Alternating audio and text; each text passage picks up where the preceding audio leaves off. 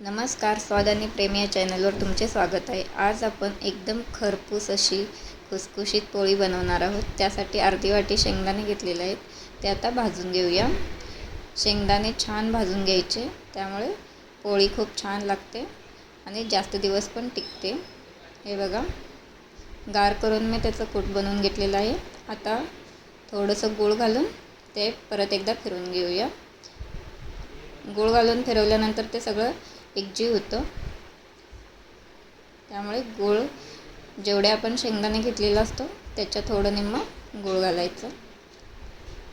हे बघा, हे असं मिश्रण तयार झालेलं आहे. आता ते एका भांड्यात काढून घेऊया.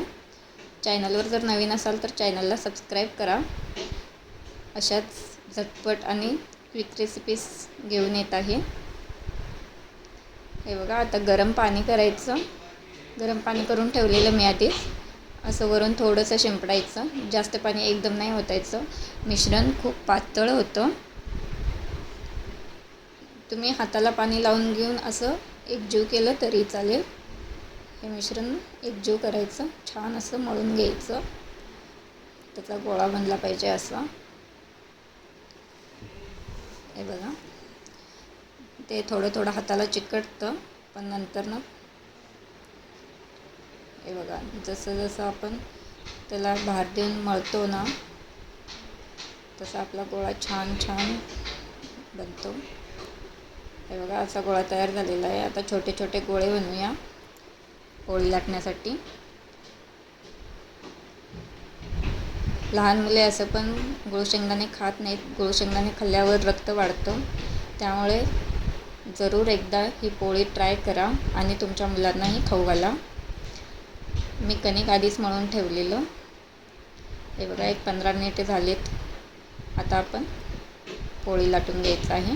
त्यासाठी एक कणकेचा गोळा घ्यायचा, ते असं आकार द्यायचा त्याला, त्यामध्ये सारण भरायचं.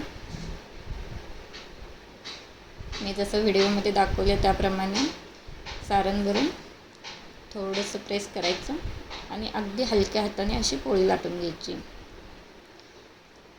फक्त कडाकडे लाटायच्या, मध्ये अजिबात पातळ करायचं नाही.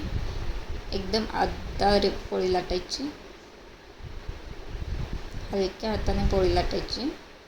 जास्त भार घातल्यानंतर सारण वर यायची शक्यता असते.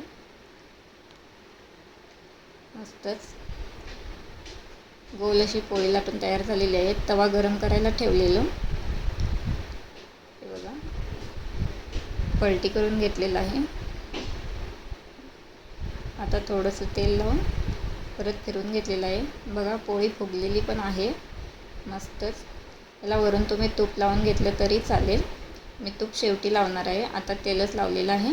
हे बघा, किती खरपूस असं मस्त छान दिसत आहे.